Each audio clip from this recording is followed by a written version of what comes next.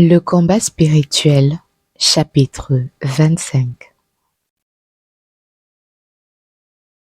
Que le soldat de Jésus-Christ, qui a résolu de combattre et de vaincre ses ennemis, doit éviter autant qu'il lui est possible ce qui peut troubler la paix de son cœur.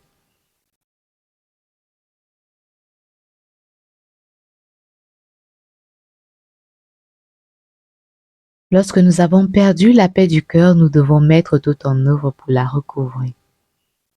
Mais quoi qu'il arrive en ce monde, rien n'est capable de nous la ravir ni de la troubler malgré nous. Il faut à la vérité que nous conservions de la douleur de nos fautes, mais cette douleur doit être tranquille, modérée, comme je l'ai dit plusieurs fois. Il faut de même que nous ayons compassion des autres pécheurs et que, du moins intérieurement, nous gémissions de leur perte.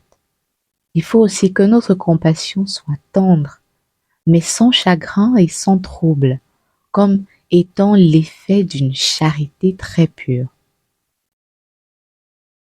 Pour ce qui regarde une infinité de maux auxquels nous sommes sujets en ce monde, tels que sont les maladies, les plaies, la mort, la perte de nos amis et de nos proches, la peste, la guerre, les embrasements et plusieurs autres accidents fâcheux que les hommes appréhendent comme contraires à la nature, toujours ennemis des souffrances, nous pouvons, avec le secours de la grâce, non seulement les accepter de la main de Dieu, mais nous en faire des sujets de joie en les regardant ou comme des punitions salutaires pour les pécheurs ou comme des occasions de mérite pour les justes.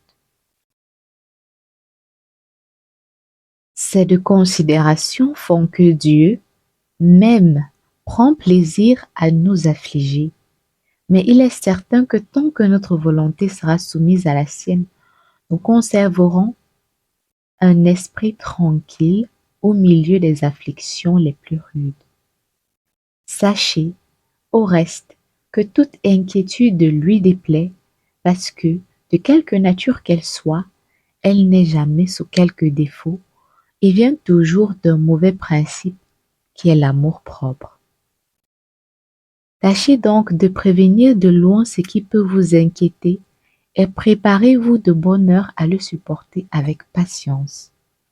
Considérez que les maux présents, quelque terribles qu'ils paraissent, ne sont pas effectivement des maux, qu'ils ne sauraient nous priver des biens véritables, que Dieu les envoie ou les permet pour les raisons que nous avons dites ou pour d'autres qui nous sont cachées mais qui ne peuvent être que très justes.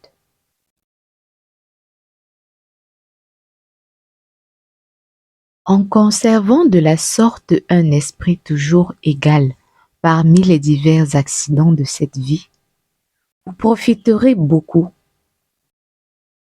Sans cela, vos exercices réussiront mal et vous n'en tirerez aucun fruit. De plus, tant que vous aurez l'esprit inquiet, vous demeurerez exposé aux insultes de l'ennemi sans pouvoir connaître quelle est la voie la plus courte et la plus sûre pour arriver à la vertu. Le démon fait tous ses efforts pour bannir la paix du cœur, parce qu'il sait que Dieu demeure dans la paix et que c'est dans la paix qu'il opère de grandes choses. De là vient qu'il n'ait point de ruse dont il ne se serve pour nous la ravir, et qu'afin de nous surprendre, il se contrefait.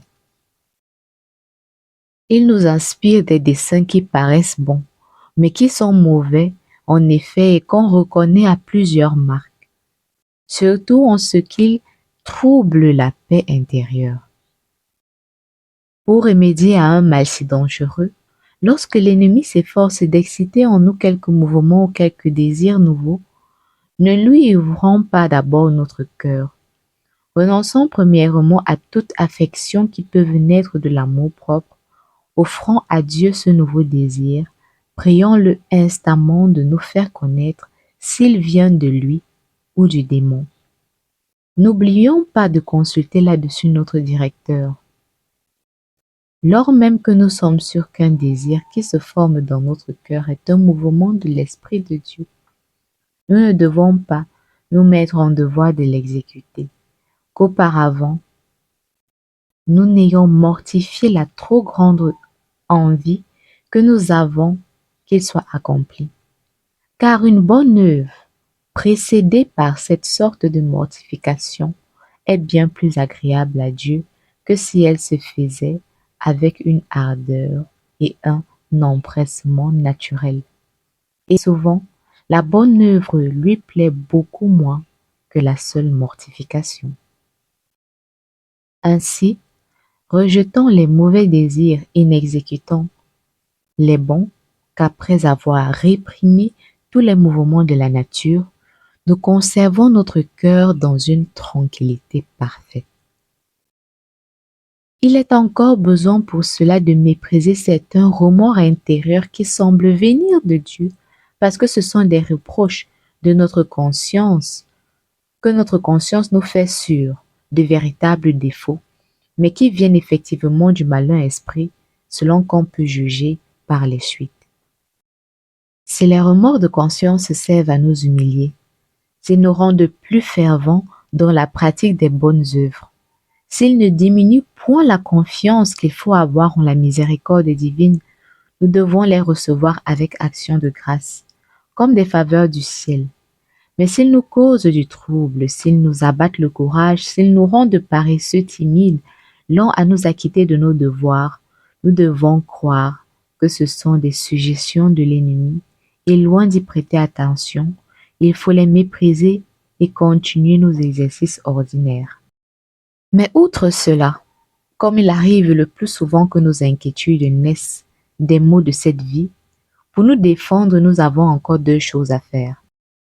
L'une est de considérer ce que ces mots sont capables de détruire en nous, si c'est l'amour de la perfection ou l'amour-propre. S'ils ne détruisent que l'amour-propre, qui est notre capital ennemi, nous ne devons pas nous en plaindre, nous devons plutôt les accepter avec joie et reconnaissance, comme des grâces que Dieu nous fait, comme des secours qu'il nous envoie. Mais s'ils peuvent nous détourner de la perfection et nous rendre la vertu odieuse, il ne faut pas pour cela nous décourager ni perdre la paix du cœur comme nous verrons bientôt.